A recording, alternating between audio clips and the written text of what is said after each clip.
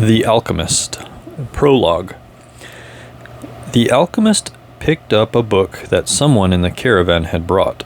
Leafing through the pages, he found a story about Narcissus. The alchemist knew the legend of Narcissus, a youth who knelt daily beside a lake to contemplate his own beauty. He was so fascinated by himself that one morning he fell into the lake and drowned. At the spot where he fell, a flower was born, which was called the Narcissus. But this was not how the author of the book ended the story.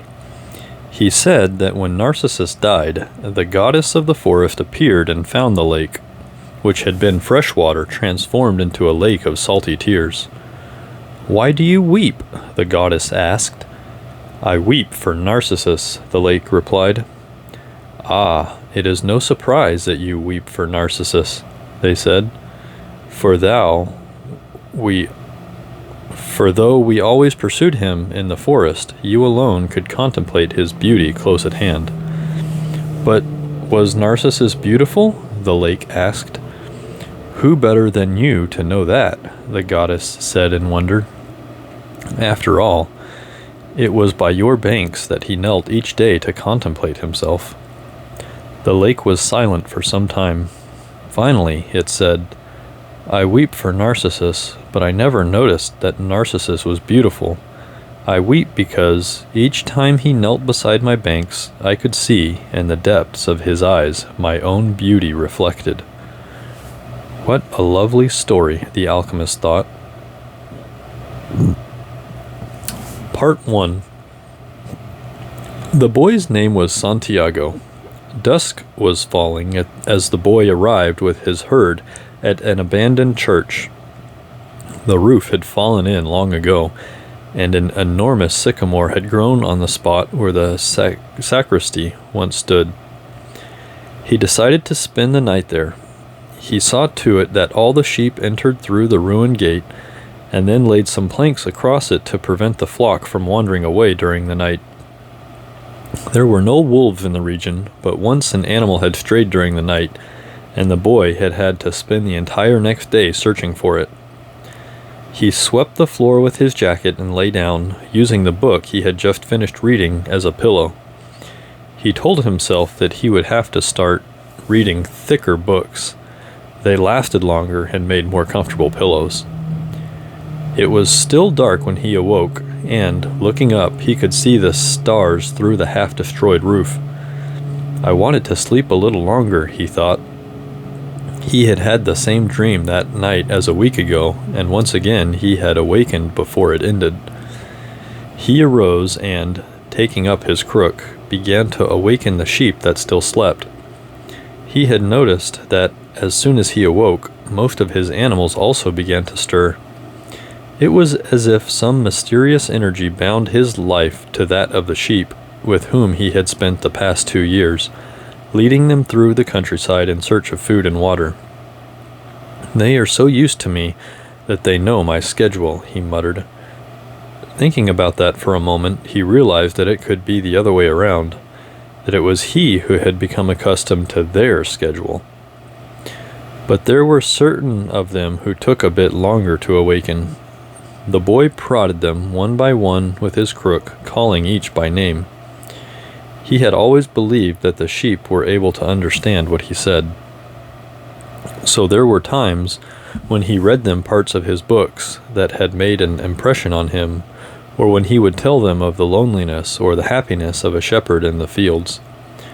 Sometimes he would comment to them on the things he had seen in the villages they passed.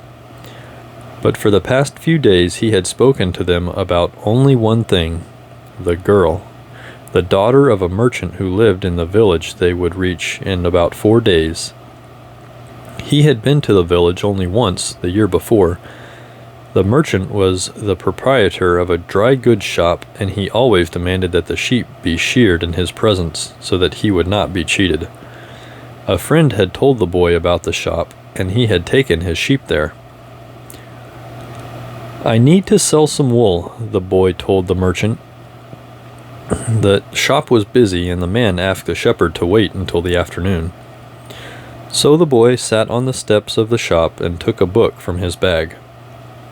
"I didn't know shepherds knew how to read," said a girl's voice behind him. The girl was typical of the region of Andalusia, with flowing black hair and eyes that vaguely recalled the Moorish conquerors. "Well, usually I learn more from my sheep than from books," he answered. During the 2 hours that they talked, she told him she was the merchant's daughter and spoke of life in the village, where each day was like all the others. The shepherd told her of the Andalusian countryside and related the news from the other towns where he had stopped. It was a pleasant change from talking to his sheep. "How did you learn to read?" the girl asked at one point. "Like everybody learns," he said, "in school." "Well, if you know how to read, why are you just a shepherd?" The boy mumbled an answer that allowed him to avoid responding to her question. He was sure the girl would never understand. He went on telling stories about his travels, and her bright, Moorish eyes went wide with fear and surprise. As the time passed, the boy found himself wishing that the day would never end, that her father would stay busy and keep him waiting for 3 days. He recognized that he was feeling something he had never experienced before, the desire to live in one place forever. With the girl with the raven hair, his days would never be the same again. But finally, the merchant appeared and asked the boy to shear 4 sheep. He paid for the wool and asked the shepherd to come back the following year. And now it was only 4 days before he would be back in that same village. He was excited and at the same time uneasy. Maybe the girl had already forgotten him. Lots of shepherds passed through selling their wool. "It doesn't matter," he said to his sheep. "I know other girls in other places." But in his heart he knew that it did matter. And he knew that shepherds, like seamen and traveling salesmen, always found a town where there was someone who could make them forget the joys of carefree wandering. The day was dawning, and the shepherd urged his sheep in the direction of the sun. They never have to make any decisions, he thought. Maybe that's why they always stay close to me. The only things that concerned the sheep were food and water. As long as the boy knew how to find the best pastures in Andalusia, they would be his friends. Yes, their days were all the same, with the seemingly endless hours between sunrise and dusk. And they had never read a book in their young lives, and didn't understand when the boy told them about the sights of the cities.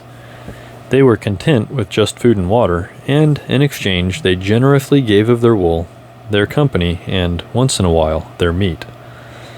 If I became a monster today and decided to kill them one by one, they would become aware only after most of their flock had been slaughtered, thought the boy. They trust me, and they've forgotten how to rely on their own instincts, because I lead them to nourishment. The boy was surprised at his thoughts. Maybe the church, with the sycamore growing from within, had been haunted. It had caused him to have the same dream for a second time, and it was causing him to feel anger toward his faithful companions. He drank a bit from the wine that remained from his dinner of the night before, and he gathered his jacket closer to his body. He knew that a few hours from now, with the sun at its zenith, the heat would be so great that he would not be able to lead his flock across the fields. It was a time of day when all of Spain slept during the summer. The heat lasted until nightfall, and all that time he had to carry his jacket. But when he thought to complain about the burden of his weight, he remembered that, because he had the jacket, he had withstood the cold of the dawn. We have to be prepared for change, he thought, and he was grateful for the jacket's weight and warmth. The jacket had a purpose, and so did the boy. His purpose in life was to travel, and after 2 years of walking the Andalusian terrain, he knew all the cities of the region. He was planning on this visit to explain to the girl how it was that a simple shepherd knew how to read. That he had attended a seminary until he was 16. His parents had wanted him to become a priest, and thereby a source of pride for a simple farm family. They worked hard just to have food and water, like the sheep. He had studied Latin, Spanish, and theology, but ever since he had been a child, he had wanted to know the world, and this was much, much more important to him than knowing God and learning about man's sins. One afternoon, on a visit to his family, he had summoned up the courage to tell his father that he didn't want to become a priest, that he wanted to travel. "People from all over the world have passed through this village, son," said his father. "They come in search of new things, but when they leave, they are basically the same people they were when they arrived. They climb the mountain to see the castle, and they wind up thinking about the past. They wind up thinking that the past was better than what we have now. They have blonde hair or dark skin, but basically they're the same as the people who live right here." "But I'd like to see the castles and the towns where they live," the boy explained. "Those people, when they see our land, say that they would like to live here forever," his father continued. "Well, I'd like to see their land and see how they live," said his son. "The people who come here have lots of money to spend so they can afford to travel," his father said. "Amongst us, the only ones who travel are the shepherds." "Well, then I'll be a shepherd." His father said no more. The next day, he gave his son a pouch that held 3 ancient Spanish gold coins. "I found these one day in the fields. I wanted them to be a part of your inheritance, but use them to buy your flock. Take to the fields, and someday you'll learn that our countryside is the best, and our women are the most beautiful." And he gave the boy his blessing. The boy could see in his father's gaze a desire to be able himself to travel the world, a desire that was still alive, despite his father's having had to bury it over dozens of years under the burden of struggling for water to drink, food to eat, and the same place to sleep every night of his life. The horizon was tinged with red, and suddenly the sun appeared. The boy thought back to that conversation with his father and felt happy. He had already seen many castles and met many women, but none the equal of the one who awaited him several days hence. He owned a jacket, a book that he could trade for another, and a flock of sheep. But, most important, he was able every day to live out his dream. If he were to tire of the Andalusian fields, he could sell his sheep and go to sea. By the time he had enough of the sea, he would already have known other cities, other women, and other chances to be happy. "I couldn't have found God in the seminary," he thought as he looked at the sunrise. Whenever he could, he sought out a new road to travel. He had never been to that ruined church before, in spite of having traveled through those parts many times. The world was huge and inexhaustible. He had only to allow his sheep to set the route for a while, and he would discover other interesting things. The problem is that they don't even realize that they're walking on a new road every day. They don't see that the fields are new and the seasons change. All they think about is food and water. "Maybe we're all that way," the boy mused. "Even me. I haven't thought of other women since I met the merchant's daughter." Looking at the sun, he calculated that he would reach Tarifa before midday. There he could exchange his book for a thicker one, fill his wine bottle, shave, and have a haircut. He had to prepare himself for his meeting with the girl, and he didn't want to think about the possibility that some other shepherd with a larger flock of sheep had arrived there before him and asked for her hand. "It's the possibility of having a dream come true that makes life interesting," he thought, as he looked again at the position of the sun and hurried his pace. He had suddenly remembered that Tarifa there was an old woman who interpreted dreams. The old woman led the boy to a room at the back of her house. It was separated from her living room by a curtain of colored beads. The room's furnishings consisted of a table, an image of the Sacred Heart of Jesus, and 2 chairs. The woman sat down and told him to be seated as well. Then she took both of his hands in hers and began quietly to pray. It sounded like a gypsy prayer. The boy had already had experience on the road with gypsies. They also traveled, but they had no flocks of sheep. People said that gypsies spent their lives tricking others. It was also said that they had a pact with the devil, and that they kidnapped children and, taking them away to their mysterious camps, made them their slaves. As a child, the boy had always been frightened to death that he would be captured by gypsies, and this childhood fear returned when the old woman took his hands in hers.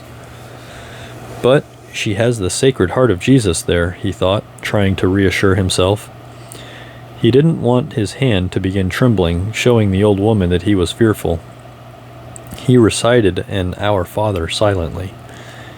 "Very interesting," said the woman, never taking her eyes from the boy's hands, and then she fell silent.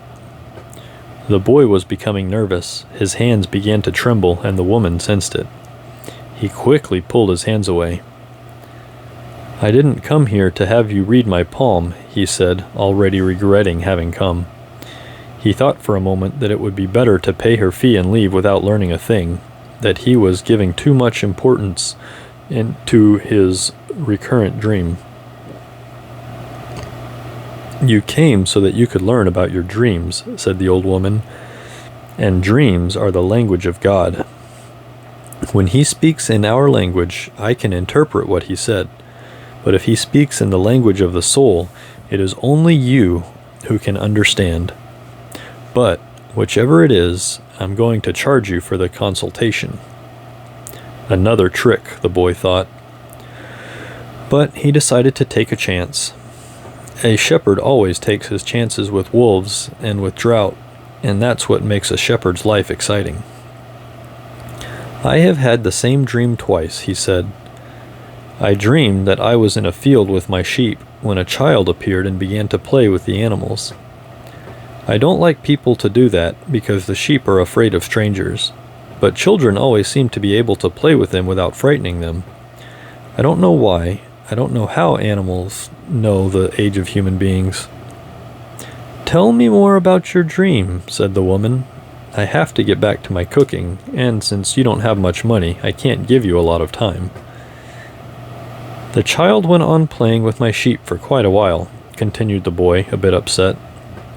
"And suddenly the child took me by both hands and transported me to the Egyptian pyramids." He paused for a moment to see if the woman knew what the Egyptian pyramids were, but she said nothing. Then, at the Egyptian pyramids, he said the last 3 words slowly, so that the old woman would understand. "The child said to me, 'If you come here, you will find a hidden treasure.' And just as she was about to show me the exact location, I woke up, both times."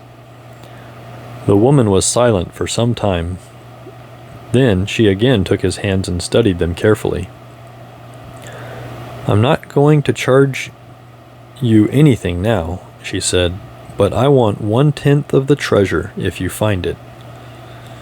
The boy laughed, out of happiness. He was going to be able to save the little money he had because of a dream about the hidden treasure. "Well, interpret the dream," he said. "First, swear to me. Swear that you will give me 1/10 of your treasure in exchange for what I am going to tell you." The shepherd swore that he would. The old woman asked him to swear again while looking at the image of the Sacred Heart of Jesus. "It's a dream in the language of the world," she said. "I can interpret it, but the interpretation is very difficult. That's why I feel that I deserve a part of what you find. And this is my interpretation. You must go to the pyramids in Egypt. I have never heard of them, but if it was a child who showed them to you, they exist. There you will find a treasure that will make you a rich man." The boy was surprised and then irritated. He didn't need to seek out the old woman for this, but then he remembered that he wasn't going to have to pay anything. "I didn't need to waste my time just for this," he said. "I told you that your dream was a difficult one. It's the simple things in life that are the most extraordinary. Only wise men are able to understand them. And since I am not wise, I have had to learn other arts, such as the reading of palms. Well, how am I going to get to Egypt? I only interpret dreams. I don't know how to turn them into reality. That's why I have to live off of what my daughters provide me with. And what if I never get to Egypt? Then I don't get paid. It wouldn't be the first time. And the woman told the boy to leave, saying she had already wasted too much time with him. So the boy was disappointed. He decided that he would never again believe in dreams. He remembered that he had a number of things he had to take care of. He went to the market for something to eat. He traded his book for one that was thicker, and he found a bench in the plaza where he could sample the new wine he had bought. The day was hot, and the wine was refreshing. The sheep were at the gates of the city, in a stable that belonged to a friend. The boy knew a lot of people in the city. That was what made traveling appealing to him. He always made new friends, and he didn't need to spend all his time with them.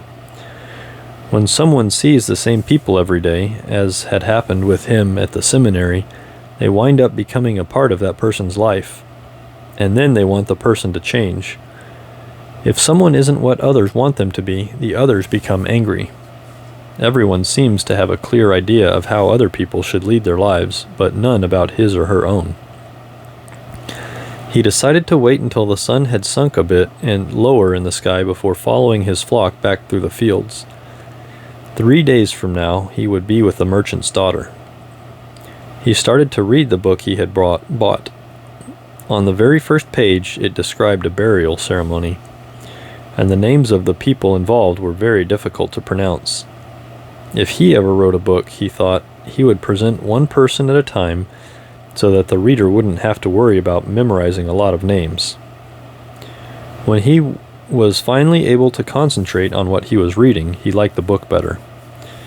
The burial was on a snowy day, and he welcomed the feeling of being cold. As he read on, an old man sat down at his side and tried to strike up a conversation. "What are you doing?" the old man asked, pointing at the people in the plaza. "What are they doing?" "Working," the boy answered dryly, making it look as if he wanted to concentrate on his reading. Actually, he was thinking about shearing his sheep in front of the merchant's daughter so that she could see that he was someone who was capable of doing difficult things. He had already imagined the scene many times. Every time, the girl became fascinated when he explained that the sheep had to be sheared from back to front. He also tried to remember some good stories to relate as he sheared the sheep. Most of them he had read in books, but he would tell them as if they were from his personal experience. She would never know the difference because she didn't know how to read. Meanwhile, the old man persisted in his attempt to strike up a conversation. He said that he was tired and thirsty and asked if he might have a sip of the boy's wine. The boy offered his bottle, hoping that the old man would leave him alone. But the old man wanted to talk, and he asked the boy what book he was reading. The boy was tempted to be rude and move to another bench, but his father had taught him to be respectful of the elderly. So he held out the book to the man for 2 reasons. First, that he himself wasn't sure how to pronounce the title, and second, that if the old man didn't know how to read, he would probably feel ashamed and decide of his own accord to change benches. Said the old man, looking at all sides of the book as if it were some strange object. "This is an important book, but it's really irritating." The boy was shocked. The old man knew how to read, and he had already read the book. And if the book was irritating, as the old man had said, the boy still had time to change it for another. "It's a book that says the same thing almost all the other books in the world say," continued the old man. "It describes people's inability to choose their own personal legends, and it ends up saying that everyone believes the world's greatest lie." "What's the world's greatest lie?" the boy asked, completely surprised. "It's this, that at a certain point in our lives we lose control of what's happening to us and our lives become controlled by fate. That's the world's greatest lie. It's never happened to me, the boy said. They wanted me to be a priest, but I decided to become a shepherd. Much better, said the old man, because you really like to travel. He knew what I was thinking, the boy said to himself. The old man, meanwhile, was leafing through the book without seeming to want to return it at all. The boy noticed that the man's clothing was strange. He looked like an Arab, which was not unusual in those parts. Africa was only a few hours from Tarifa. One had only to cross the narrow straits by boat. Arabs often appeared in the city, shopping and chanting their strange prayers several times a day. Where are you from? The boy asked. From many places.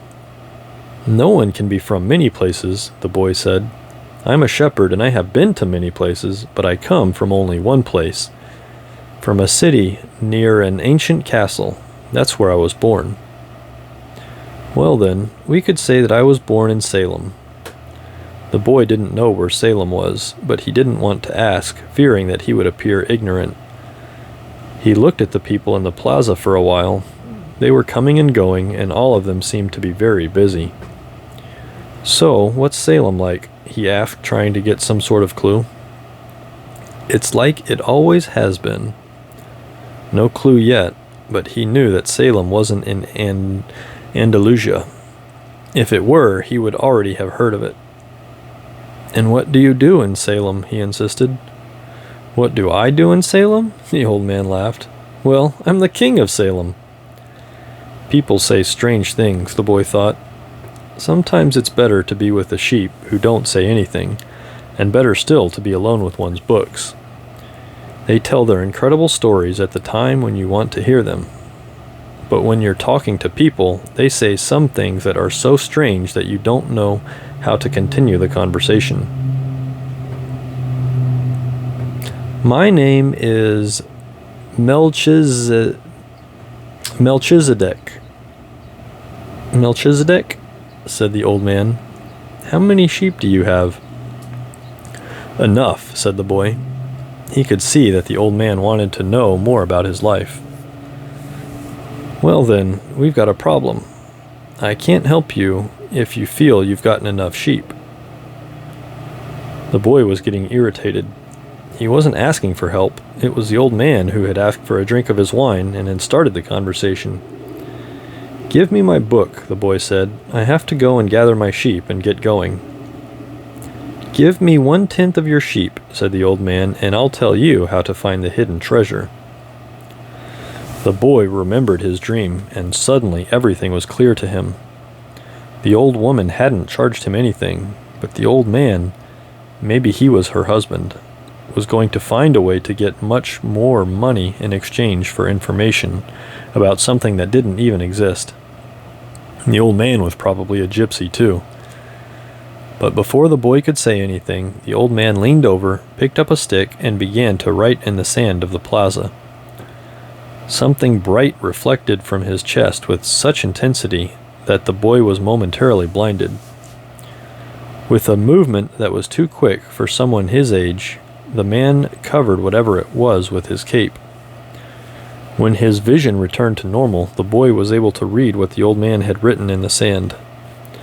There, in the sand of the plaza of that small city, the boy read the names of his father and his mother and the name of the seminary he had attended. He read the name of the merchant's daughter, which he hadn't even known, and he read things he had never told anyone. I'm the king of Salem, the old man had said. Why would a king be talking with a shepherd? The boy asked, awed and embarrassed. For several reasons.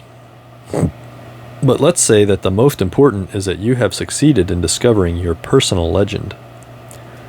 The boy didn't know what a person's personal legend was. It's what you have always wanted to accomplish. Everyone, when they are young, knows what their personal legend is. At that point in their lives, everything is clear and everything is possible. They are not afraid to dream and to yearn for everything they would like to see happen to them in their lives. But, as time passes, a mysterious force begins to convince them that it will be impossible for them to realize their personal legend. None of what the old man was saying made much sense to the boy. But he wanted to know what the mysterious force was. The merchant's daughter would be impressed with what he told her about that. It's a force that appears to be negative, but actually shows you how to realize your personal legend. It prepares your spirit and your will, because there is one great truth on this planet. Whoever you are, or whatever it is that you do, when you really want something, it's because that desire originated in the soul of the universe. It's your mission on Earth. Even when all you want to do is travel, or marry the daughter of a textile merchant? Yes, or even search for treasure. The soul of the world is nourished by people's happiness, and also by unhappiness, envy, and jealousy. To realize one's personal legend is a person's only real obligation. All things are one. And when you want something, all the universe conspires in helping you to achieve it. They were both silent for a time, observing the plaza and the townspeople. It was the old man who spoke first. "Why do you tend a flock of sheep?" "Because I like to travel." The old man pointed to a baker standing in his shop window at one corner of the plaza. When he was a child, that man wanted to travel too. But he decided first to buy his bakery and put some money aside. When he's an old man, he's going to spend a month in Africa. He never realized that people are capable, at any time in their lives, of doing what they dream of. "He should have decided to become a shepherd," the boy said. "Well, he thought about that," the old man said, "but bakers are more important people than shepherds. Bakers have homes, while shepherds sleep out in the open. Parents would rather see their children marry bakers than shepherds." The boy felt a pang in his heart, thinking about the merchant's daughter. There was a surely baker in her town. The old man continued, "In the long run, what people think about shepherds and bakers becomes more important for them than their own personal legends." The old man leafed through the book and fell to reading a page he came to. The boy waited, and then interrupted the old man just as he himself had been interrupted. "Why are you telling me all this?" "Because you are trying to realize your personal legend, and you are at the point where you're about to give it all up." "And that's when you always appear on the scene?" "Not always in this way, but I always appear in one form or another. Sometimes I appear in the form of a solution or a good idea. At other times, at a crucial moment, I make it easier for things to happen. There are other things I do too, but most of the time people don't realize I've done them." The old man related that, the week before, he had been forced to appear before a miner, and had taken the form of a stone. The miner had abandoned everything to go mining for emeralds. For 5 years he had been working a certain river, and he examined hundreds of thousands of stones looking for an emerald. The miner was about to give it all up, right at the point when, if he were to examine just one more stone, just one more, he would find his emerald. Since the miner had sacrificed everything to his personal legend, the old man decided to become involved. He transformed himself into a stone that rolled up to the miner's foot. The miner, with all the anger and frustration of his 5 fruitless years, picked up the stone and threw it aside. But he had thrown it with such force that it broke the stone it fell upon, and there, embedded in the broken stone, was the most beautiful emerald in the world. "People learn, early in their lives, what is their reason for being," said the old man, with a certain bitterness. "Maybe that's why they give up on it so early, too. But that's the way it is." The boy reminded the old man that he had said something about hidden treasure. "Treasure is uncovered by the force of flowing water, and it is buried by the same currents," said the older man. If you want to learn about your own treasure, you will have to give me 1/10 of your flock." "What about 1/10 of my treasure?" The old man looked disappointed. "If you start out by promising what you don't even have yet, you'll lose your desire to work toward getting it." The boy told him that he had already promised to give 1/10 of his treasure to the gypsy. "Gypsies are experts at getting people to do that," sighed the old man. "In any case, it's good that you've learned that everything in life has its price. This is what the warriors of the light try to teach." The old man returned the book to the boy. "Tomorrow, at this same time, bring me 1/10 of your flock, and I will tell you how to find the hidden treasure. Good afternoon." And he vanished around the corner of the plaza. The boy began again to read his book, but he was no longer able to concentrate. He was tense and upset because he knew that the old man was right. He went over to the bakery and bought a loaf of bread, thinking about whether or not he should tell the baker what the old man said about him. Sometimes it's better to leave things as they are, he thought to himself, and decided to say nothing. If he were to say anything, the baker would spend 3 days thinking about giving it all up, even though he had gotten used to the way things were. The boy could certainly resist causing that kind of anxiety for the baker. So he began to wander through the city and found himself at the gates. There was a small building there with a window at which people bought tickets to Africa, and he knew that Egypt was in Africa. "Can I help you?" asked the boy behind the window. "Maybe tomorrow," said the boy, moving away. If he sold just one of his sheep, he'd have enough to get to the other shore of the strait. The idea frightened him. "Another dreamer," said the ticket seller to his assistant, watching the boy walk away. "He doesn't have enough money to travel." While standing at the ticket window, the boy had remembered his flock and decided he should go back to being a shepherd. In 2 years he had learned everything about shepherding. He knew how to shear sheep, how to care for pregnant ewes, and how to protect the sheep from wolves. He knew all the fields and pastures of Andalusia, and he knew what was the fair price for every one of his animals. He decided to return to his friend's stable by the longest route possible, and he walked past the city's castle. As he walked past the city's castle, he interrupted his return and climbed the stone ramp that led to the top of the wall. From there, he could see Africa in the distance. Someone once told him that it was from there that the Moors had come to occupy all of Spain. He could see almost the entire city from where he sat, including the plaza where he had talked with the old man. "Curse the moment I met that old man," he thought. He had come to the town only to find a woman who could interpret his dream.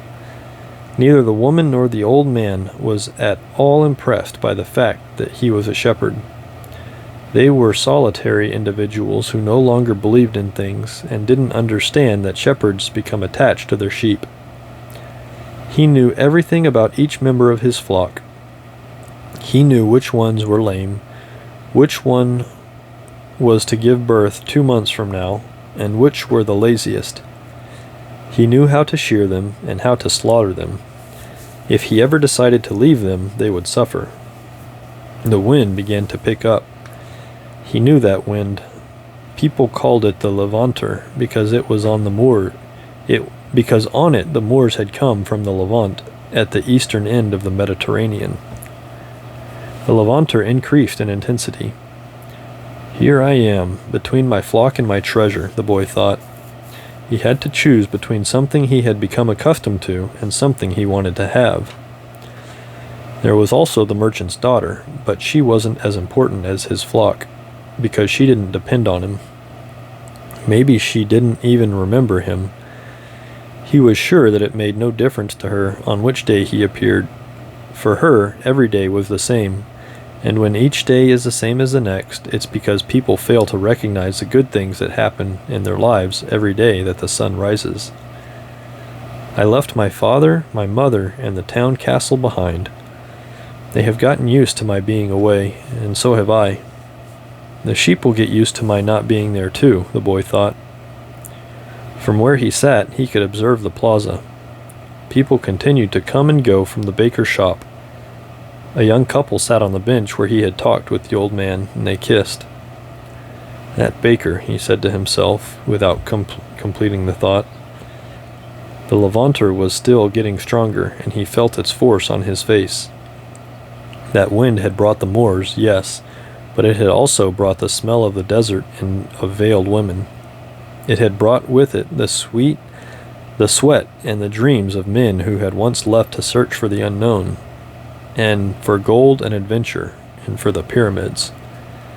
The boy felt jealous of the freedom of the wind, and saw that he could have the same freedom. There was nothing to hold him back except himself. The sheep, the merchant's daughter, and the fields of Andalusia were only steps along the way to his personal legend. The next day, the boy met the old man at noon. He brought 6 sheep with him. "I'm surprised," the boy said. "My friend bought all the other sheep immediately. He said that he had always dreamed of being a shepherd, and that it was a good omen." "That's the way it always is," said the old man. "It's called the principle of favorability. When you play cards the first time, you are almost sure to win. Beginner's luck." "Why is that?" "Because there is a force that wants you to realize your personal legend. It whets your appetite with a taste of success." Then the old man began to inspect the sheep, and he saw that one was lame. The boy explained that it wasn't important, since that sheep was the most intelligent of the flock and produced the most wool. "Where is the treasure?" he asked. "It's in Egypt, near the pyramids." The boy was startled. The old woman had said the same thing, but she hadn't charged him anything. "In order to find the treasure, you will have to follow the omens. God has prepared a path for everyone to follow. You just have to read the omens that he left for you." Before the boy could reply, a butterfly appeared and fluttered between him and the old man. He remembered something his grandfather had once told him, that butterflies were a good omen. Like crickets and like grasshoppers, like lizards and four-leaf clovers. "That's right," said the old man, able to read the boy's thoughts. "Just as your grandfather taught you, these are good omens." The old man opened his cape, and the boy was struck by what he saw. The old man wore a breastplate of heavy gold, covered with precious stones. The boy recalled the brilliance he had noticed on the previous day. He really was a king. He must be disguised to avoid encounters with thieves. "Take these," said the old man, holding out a white stone and a black stone that had been embedded at the center of the breastplate. "They are called Urim and Thummim. The black signifies yes, and the white no. When you are unable to read the omens, they will help you do so. Always ask an objective question. But, if you can, try to make your own decisions. The treasure is at the pyramids. That you already knew. But I had to insist on the payment of 6 sheep because I helped you to make your decision." The boy put the stones in his pouch. From then on, he would make his own decisions. Don't forget that everything you deal with is only one thing and nothing else. And don't forget the language of omens. And, above all, don't forget to follow your personal legend through to its conclusion. But before you go, I want to tell you a little story. A certain shopkeeper sent his son to learn about the secret of happiness from the wisest man in the world. The lad wandered through the desert for 40 days and finally came upon a beautiful castle, high atop a mountain. It was there that the wise man lived.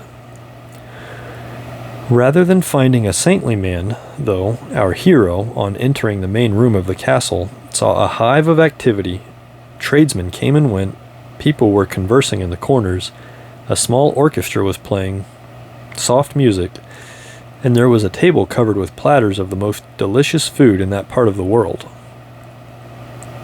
The wise man conversed with everyone, and the boy had to wait for 2 hours before it was his turn to be given the man's attention.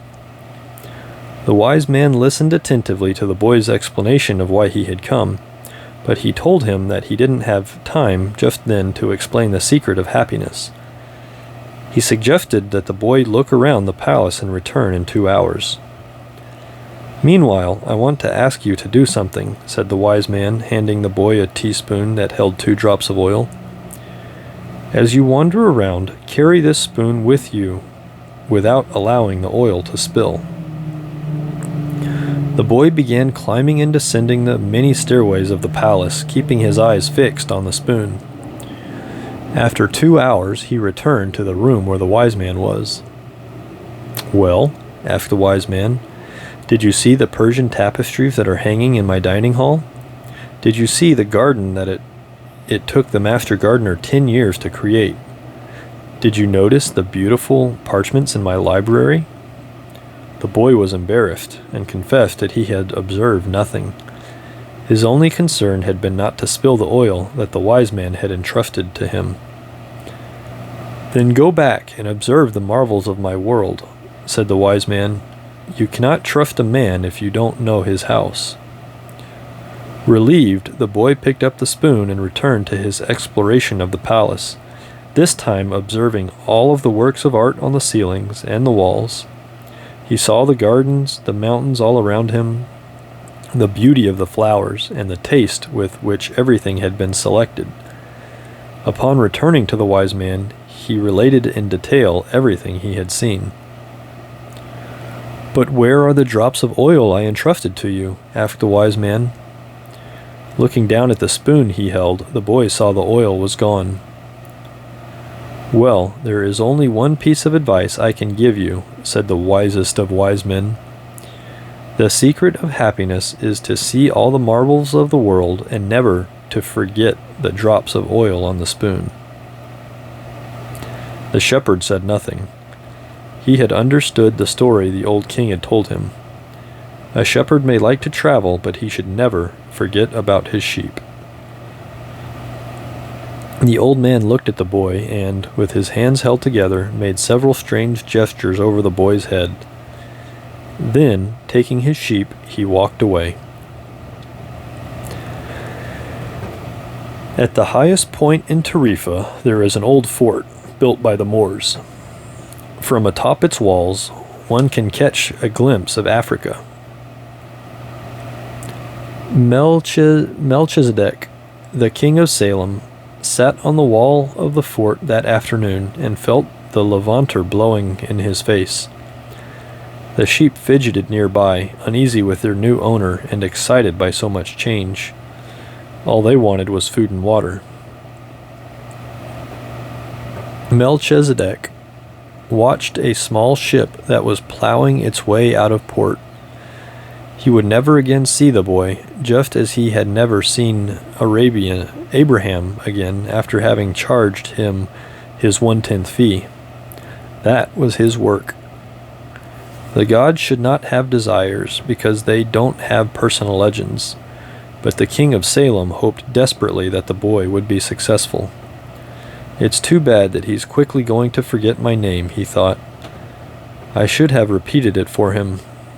Then, when he spoke about me, he would say that I am Melchizedek, the king of Salem."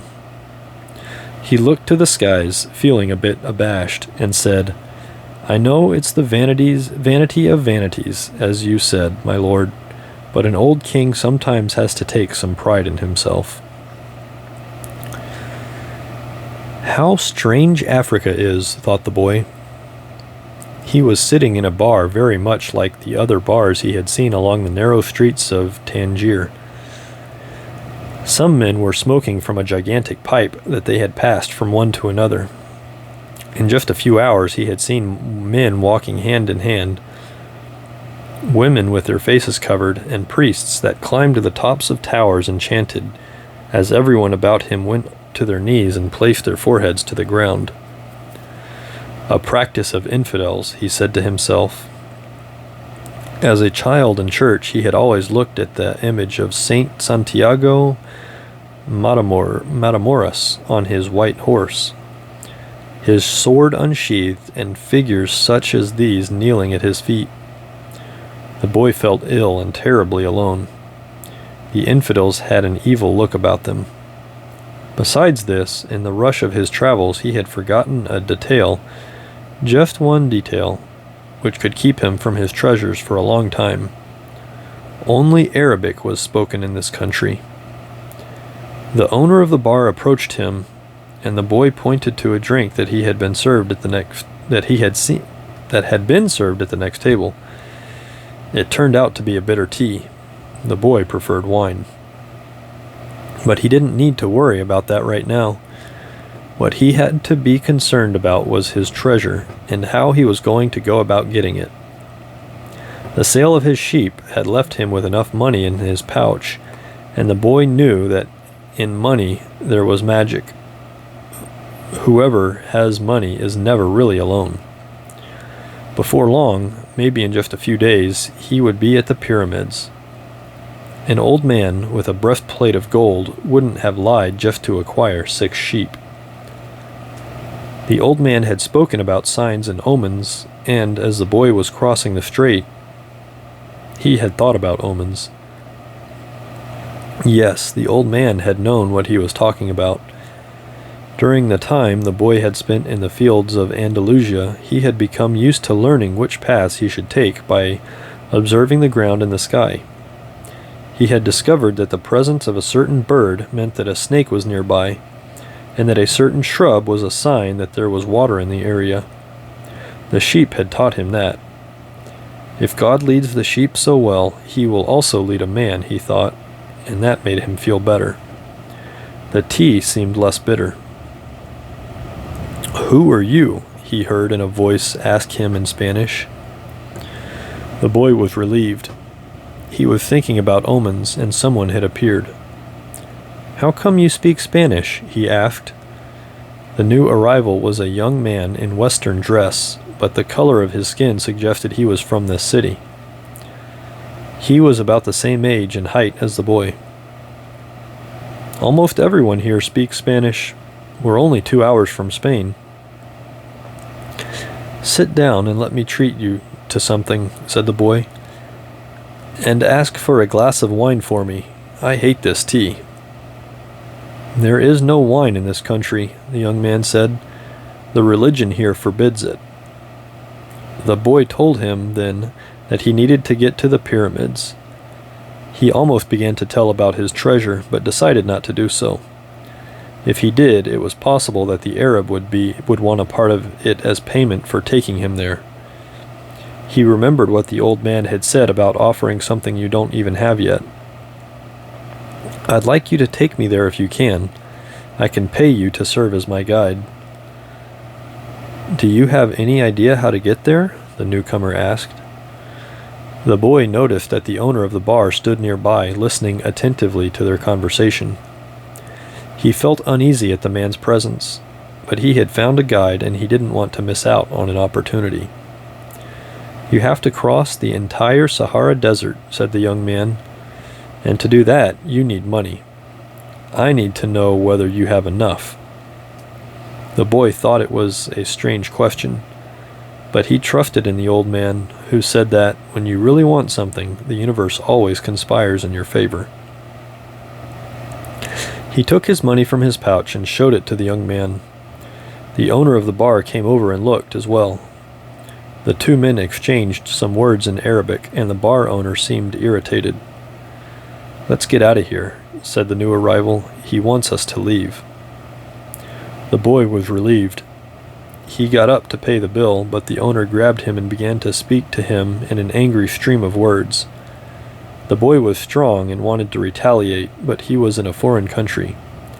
His new friend pushed the owner aside and pulled the boy outside with him. "He wanted your money," he said. Tangier is not like the rest of Africa. This is a port, and every port has its thieves. The boy trusted his new friend. He had helped him out in a dangerous situation.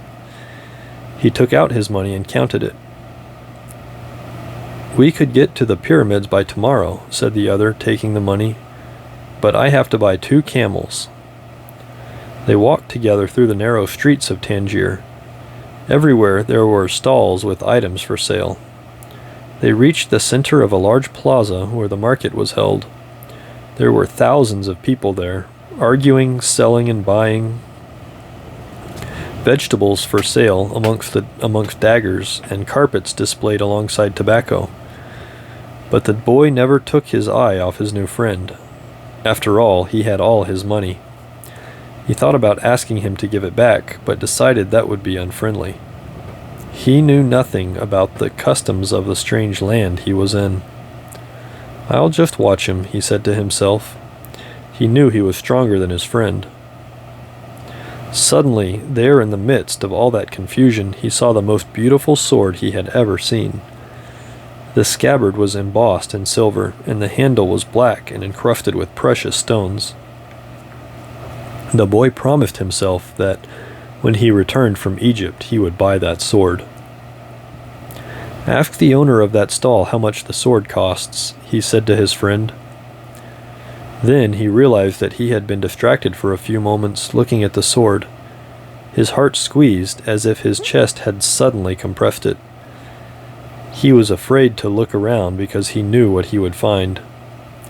He continued to look at that beautiful sword for a bit longer, until he summoned the courage to turn around. All around him was the market, with people coming and going, shouting and buying, and the aroma of strange foods. But nowhere could he find his new companion. The boy wanted to believe that his friend had simply become separated from him by accident. He decided to stay right there and wait his return. As he waited, a priest climbed to the top of a nearby tower and began his chant. Everyone in the market fell to their knees, touched their forehead to the ground, and took up the chant. Then, like a colony of worker ants, they dismantled their stalls and left. The sun began its departure as well. The boy watched it through its trajectory for some time until it was hidden behind the white houses surrounding the plaza. He recalled that when the sun had risen that morning, he was on another continent, still a shepherd with 60 sheep, and looking forward to meeting with a girl. That morning he had known everything that was going to happen to him as he walked through the familiar fields. But now, as the sun began to set, he was in a different country, a stranger in a strange land where he couldn't even speak the language. He was no longer a shepherd, and he had nothing. Not even the money to return and start everything over. All this happened between sunrise and sunset, the boy thought. He was feeling very sorry for himself and lamenting the fact that his life could have changed so suddenly and so dramatically. He was so ashamed that he wanted to cry. He had never even wept in front of his own sheep. But the marketplace was empty and he was far from home, so he wept. He wept because God was unfair, and because this was the way God repaid those who believed in their dreams. When I had my sheep, I was happy, and I made those around me happy. People saw me coming and welcomed me, he thought. But now I'm sad and alone. I'm going to become bitter and distrustful of people because one person betrayed me. I'm going to hate those who have found their treasure because I never found mine. And I'm going to hold on to what little I have because I'm too insignificant to conquer the world. He opened his pouch to see what was left of his possessions. Maybe there was a bit left of the sandwich he had eaten on the ship. But all he found was the heavy book, his jacket, and the 2 stones the old man had given him. As he looked at the stones, he felt relieved for some reason. He had exchanged 6 sheep for 2 precious stones that had been taken from a gold breastplate. He could sell the stones and buy a return ticket.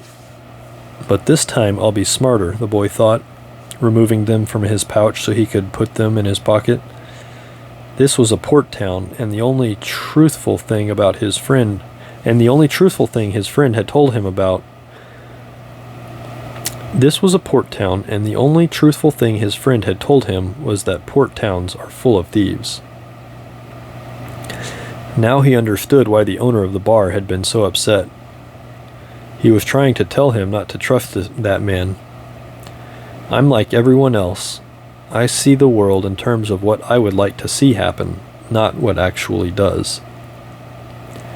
He ran his fingers slowly over the stones, sensing their temperature and feeling their surfaces. They were his treasure. Just handling them made him feel better. They reminded him of the old man. When you want something, all the universe conspires in helping you to achieve it, he had said. The boy was trying to understand the truth of what the old man had said. There he was in the empty marketplace, without a cent to his name, and with not a sheep to guard through the night. But the stones were proof that he had met a king who knew of the boy's past. They're called Urim and Thummim, and they can help you read the omens. The boy put the stones back in the pouch and decided to do an experiment. The old man had said to ask very clear questions, and to do that, the boy had to know what he wanted. So he asked if the old man's blessing was still with him.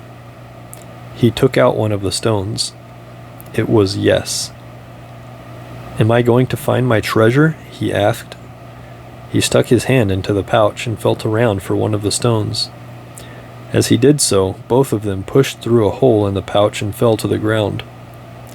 The boy had never even noticed that there was a hole in his pouch. He knelt down to find Urim and Thummim and put them back in the pouch. But as he saw them lying there on the ground, another phrase came to his mind. Learn to recognize omens and follow them, the old king had said. An omen.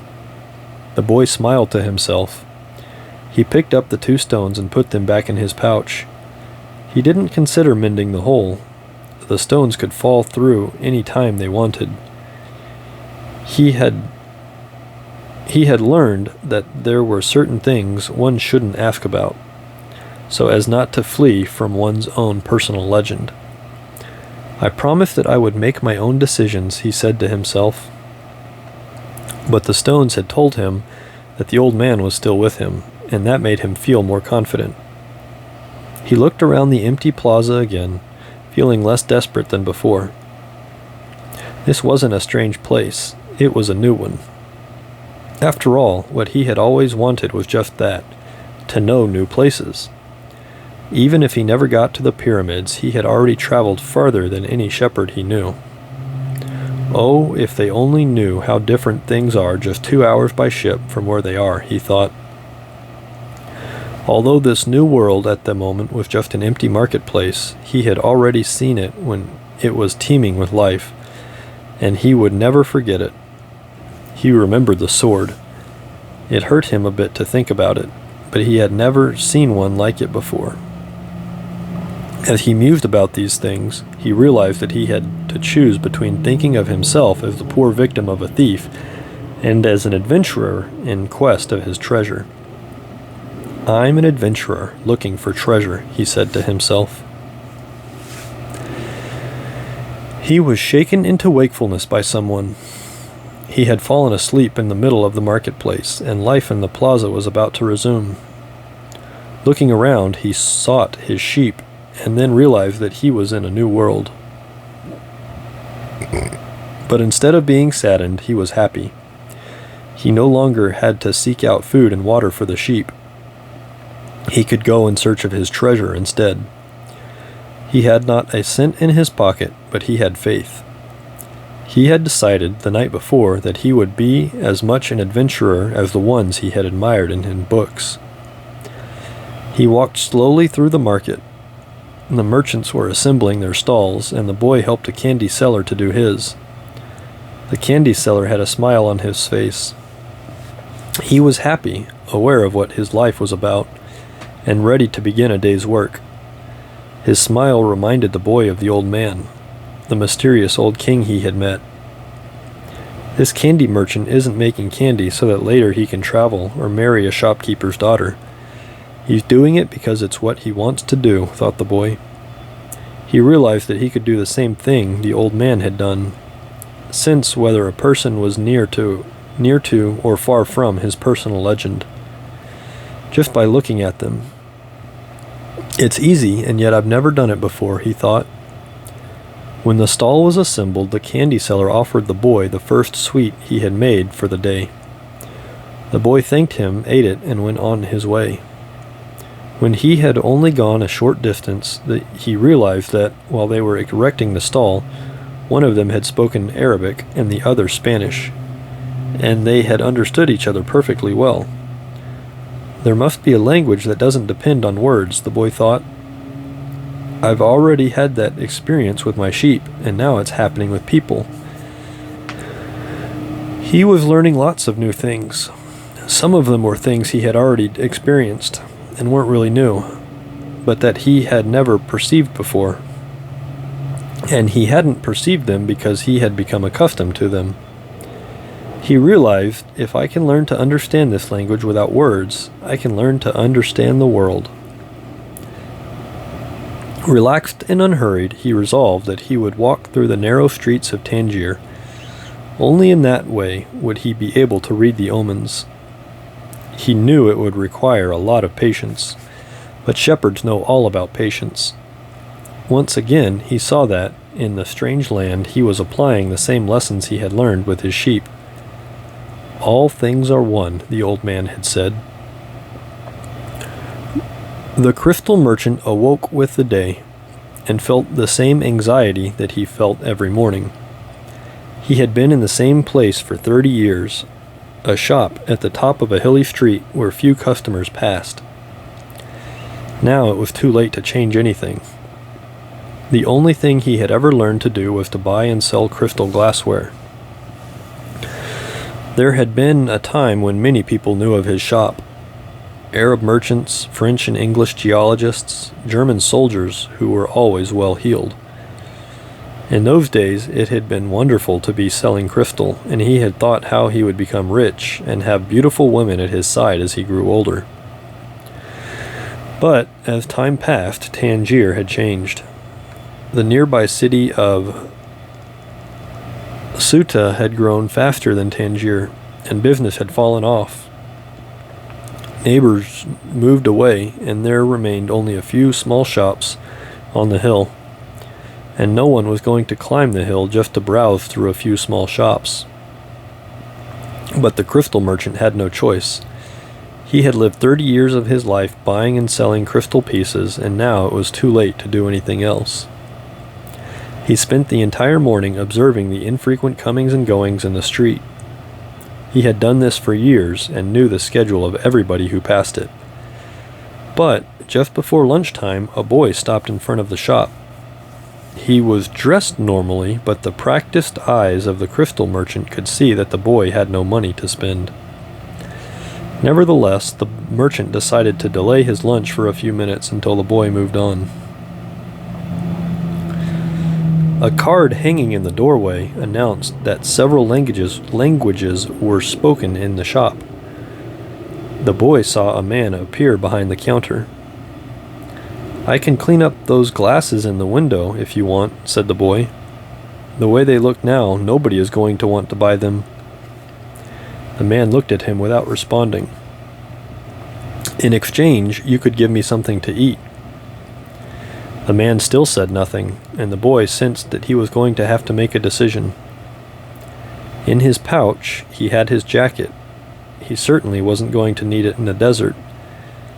Taking the jacket out, he began to clean the glasses. In half an hour, he had cleaned all the glasses in the window, and, as he was doing so, 2 customers had entered the shop and bought some crystal. When he had completed the cleaning, he asked the man for something to eat. "Let's go and have some lunch," said the crystal merchant. He put a sign on the door, and they went to a small cafe nearby. As they sat down at the only table in the place, the crystal merchant laughed. "You didn't have to do any cleaning," he said. "The Quran requires me to feed a hungry person." Well then, why did you let me do it? The boy asked. Because the crystal was dirty, and both you and I needed to cleanse our minds of negative thoughts. When they had eaten, the merchant turned to the boy and said, I'd like you to work in my shop. 2 customers came in today while you were working, and that's a good omen. People talk a lot about omens, thought the shepherd, but they really didn't know what they were saying. Just as I hadn't realized that for so many years I had been speaking a language without words to my sheep. Do you want to go to work for me? The merchant asked. I can work for the rest of today, the boy answered. I'll work all night until dawn, and I'll clean every piece of crystal in your shop. In return, I need money to get to Egypt tomorrow. The merchant laughed. Even if you cleaned my crystal for an entire year, even if you earned a good commission selling every piece, you would still have to borrow money to get to Egypt. There are thousands of kilometers of desert between here and there. There was a moment of silence so profound that it seemed the city was asleep. No sound from the bazaars, no arguments among the merchants, no men climbing to the towers to chant. No hope, no adventure, no old kings or personal legends. No treasure, and no pyramids. It was as if the world had fallen silent, because the boy's soul had. He sat there, staring blankly through the door of the cafe, wishing that he had died, and that everything would end forever at that moment. The merchant looked anxiously at the boy. All the joy he had seen that morning had suddenly disappeared. I can give you the money you need to get back to your country, my son, said the crystal merchant. The boy said nothing. He got up, adjusted his clothing, and picked up his pouch. I'll work for you, he said. After a long silence, he added, I'd need money to buy some sheep.